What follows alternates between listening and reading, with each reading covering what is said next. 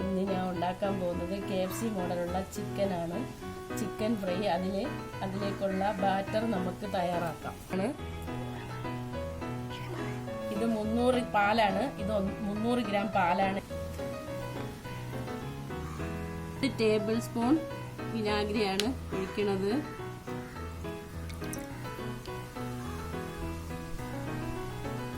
നമുക്കൊന്ന് ഇളക്കി കൊടുക്കാം. 10 മിനിറ്റോളം 10-15 മിനിറ്റോളം നമുക്കിതൊന്ന് അടച്ചു വെക്കാം. ചിക്കൻ്റെ പുറത്ത് മസാല പിടിക്കാൻ വേണ്ടി നമുക്ക് ഇങ്ങനെ ഒന്ന് ഈ സ്റ്റാൻഡ് വെച്ച് ഒന്ന് കുത്തി കൊടുക്കാം. അപ്പം മസാല ഇതിൻ്റെ അകത്തൊക്കെ നല്ലപോലെ പെട്ടെന്ന് പിടിക്കും. നമുക്കിത് അടുത്ത മസാല ചേർക്കാം. സ്പൂൺ ചേർത്ത് കൊടുക്കാം.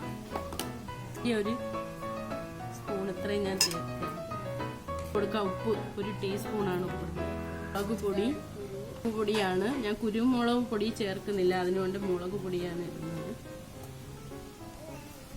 ഇതിനകത്ത് കച്ചോലം, ജാതിപത്രി, ഏലക്ക, ഗ്രാമ്പ് എല്ലാം ചേർന്ന പൊടിയാണ് ഇത് ഇട്ട് കൊടുക്കുക. ഇതിനകത്ത് ഓരോന്നായിട്ട് അങ്ങ് ഇട്ട് കൊടുക്കാം. മഞ്ഞപ്പൊടി ഞാൻ ഇട്ട് കൊടുക്കുകയാണ്. നമുക്ക് നല്ലപോലെ ഇട്ട് 3 മണിക്കൂർ ഫ്രിഡ്ജിലേക്ക് വെച്ചേക്കാം.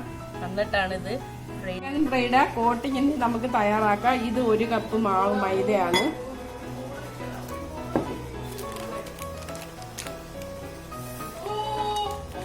ഒരു 1/2 കപ്പും കൂടെ എടുത്തിട്ടുണ്ട്. 1.5 കപ്പ് മാവ്. സ്പൂണ് കോൺഫ്ലവർ ആണ്.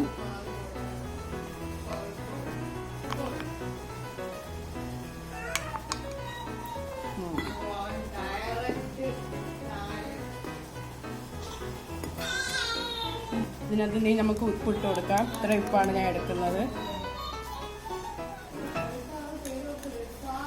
ഒന്ന് മിക്സ് ചെയ്യാം.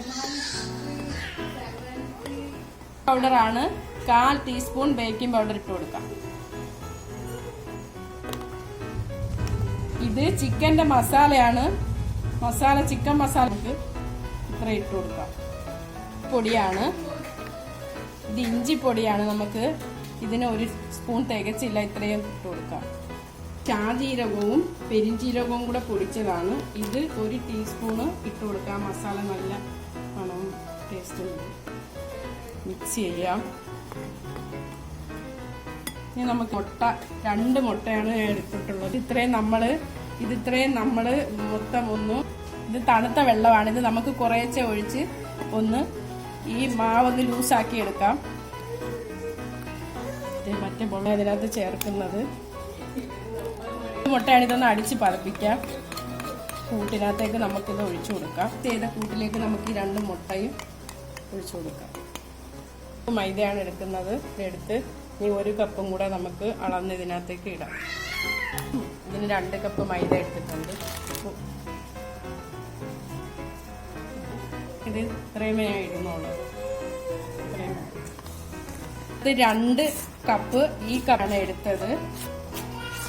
1 ടേബിൾ സ്പൂൺ മുളക് പൊടി, ഉപ്പും ഇത്രയാണ് ഇതിനകത്ത് എടുത്തിട്ടുള്ളത്. ഇത് നമുക്ക് നല്ലതുപോലെ മിക്സ് ചെയ്യാം. ഇത് നമ്മൾ ഫ്രിഡ്ജിൽ വെച്ചിരിക്കുന്ന ഒരു 3 മണിക്കൂറിൽ കൂടുതലായി ഫ്രിഡ്ജിൽ വെച്ച ചിക്കനാണ്. ഇത് നമ്മൾ ഈ കോട്ടിങ്ങിലേക്ക് ഇട്ട് മാവിൽ മുക്കിയാണ് ഇത് പൊരിച്ച് ഫ്രൈ ചെയ്തെടുക്കുന്നത്. നമുക്കിത് ഇടാം. നല്ലോല പിടിക്കണം. ഈ മിക്സ് മാവിലേക്ക് നമുക്കിത് ഇട്ടിട്ട് മുഴുവനും ഇത് നല്ലതുപോലെ എല്ലാ ഭാഗത്തും, ചിക്കൻ്റെ എല്ലാ ഭാഗത്തും, നനവ് പറ്റിയ എല്ലാ ഭാഗത്തും ഇത് കോട്ടിങ് പിടിപ്പിക്കണം. ഈ രൂപത്തിൽ നമുക്ക് ഈ ചിക്കൻ എല്ലാം ഇങ്ങനെ മൊത്തത്തിൽ കവർ ചെയ്തെടുക്കാം.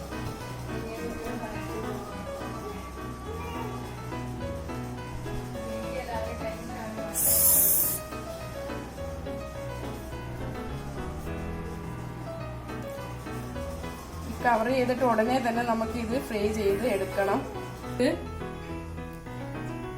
തിളച്ച എണ്ണയിലിട്ട് ഫ്രൈ ചെയ്ത് എടുക്കാം.